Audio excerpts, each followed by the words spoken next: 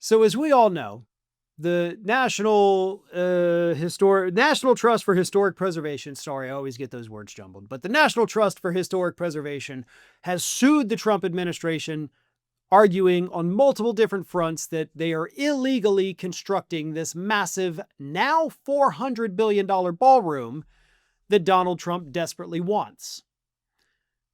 So as part of that lawsuit, Donald Trump's lawyers marched into court this week and said, hey, Judge Leon, by the way, we need this ballroom for Donald Trump because I don't know if you understand this, Judge, but he needs this for national security.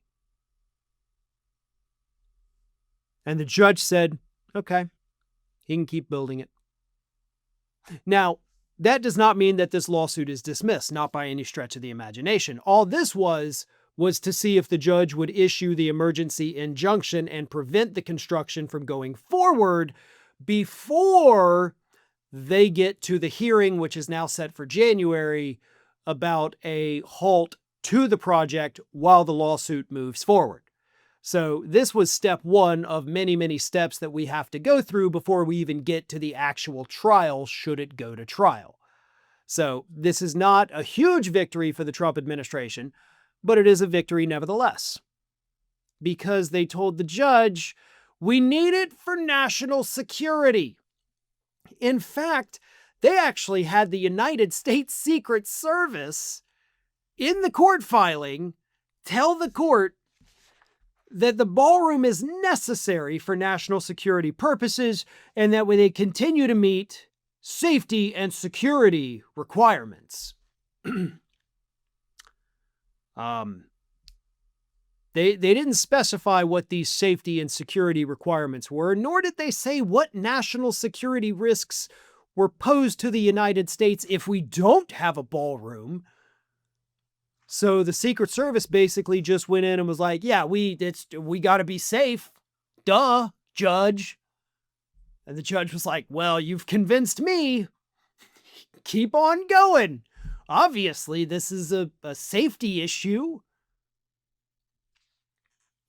So I'm trying to wrap my head around any potential scenario where a ballroom is a national security requirement.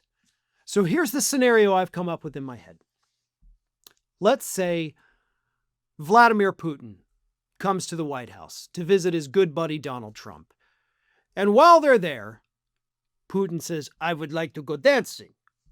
I don't know if that's a Russian accent or not, but it's how I imagine Putin says this. I want to dance.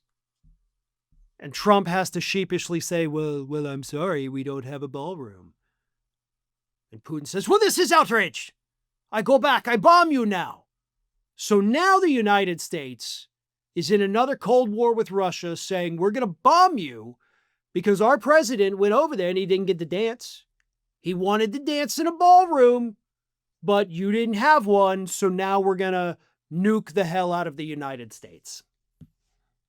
Now, maybe it's Putin that does that. I don't know. Maybe it's Kim Jong-un.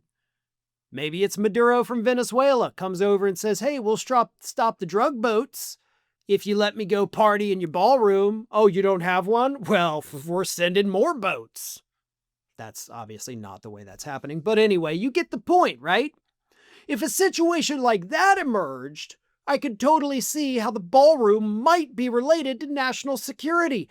But I refuse to believe there is a single world leader out there that says, I want to go to the White House, and if I can't party, then I'm going to kill you all.